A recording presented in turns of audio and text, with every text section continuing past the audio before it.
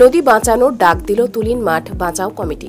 ঘটনাটি ঝালদা থানার তুলিনের ঝাড়খণ্ড সীমানা লাগোয়া সুবর্ণরেখা নদীর বালিঘাটে বালি তোলাকে কেন্দ্র করে মাঠ রক্ষার দাবিতে কমিটি গড়ে আন্দোলন করছেন ঝালদার তুলিন এলাকার কয়েকটি গ্রামের মানুষজন।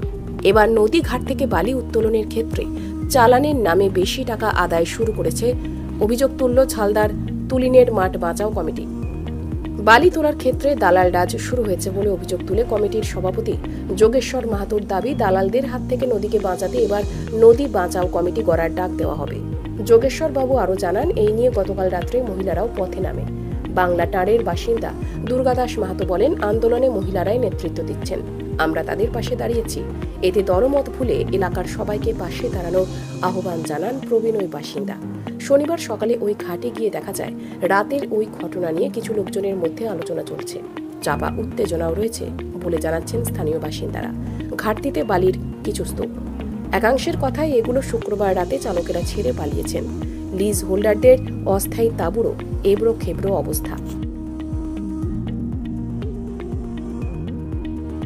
কিছু মানে ওই যে সেই দালাল লোকের মানে যে বালির তুলছে, তা এখন তুলিনে একটা সংগঠন তৈরি হয়েছে, মহিলা ও পুরুষ নিয়ে আমরা মাঠ বাঁচাও কমিটি তো আছেই, তার সাথে যুক্ত এখন নদী বাঁচাও কমিটিও একটা গঠন কাল থেকে শুরু হয়েছে, যাতে বালি ওই দালালরা না তুলতে পারে।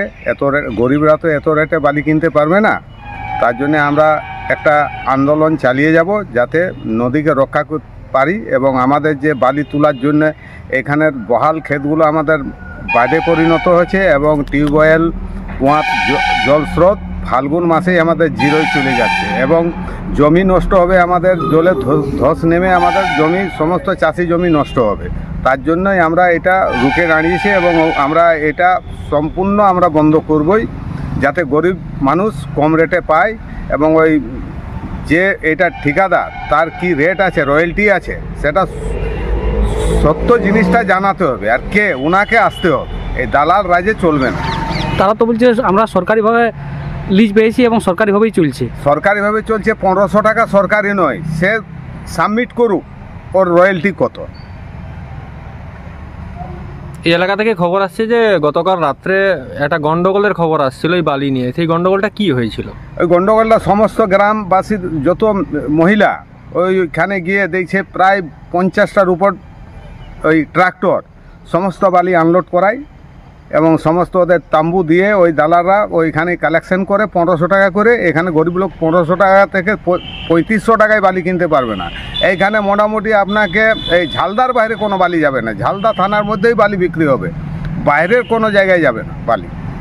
ঘটনাটা এখানে লোকালে রয়্যালটির ব্যাপারে হয়েছে। কিসের রয়্যালটি? কিসের? ওই বালির চালান 1500 টাকার কাটাতে হবে বলছে, আর গ্রামে গিরালো 3000 টাকা গাড়ি বলছে, এক গাড়ি লেগছে ট্রাক্টরওয়ালা,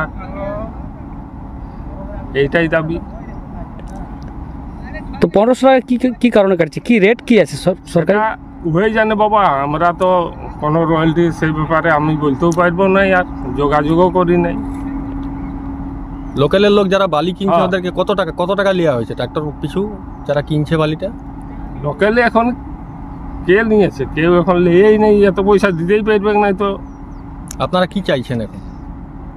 চাইছেন মানে রেট কম হোক, আর বালিটা শেষ হয়ে গেলে সোনা পাওয়া যাবে, আমাদের বালি পাওয়া যাবে, এটাই।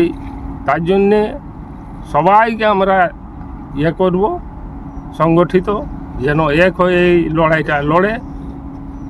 এটাই না জাত না পাত, হিন্দু না মুসলিম না কোনো রাজনীতি, এটা তো সবার দরকার।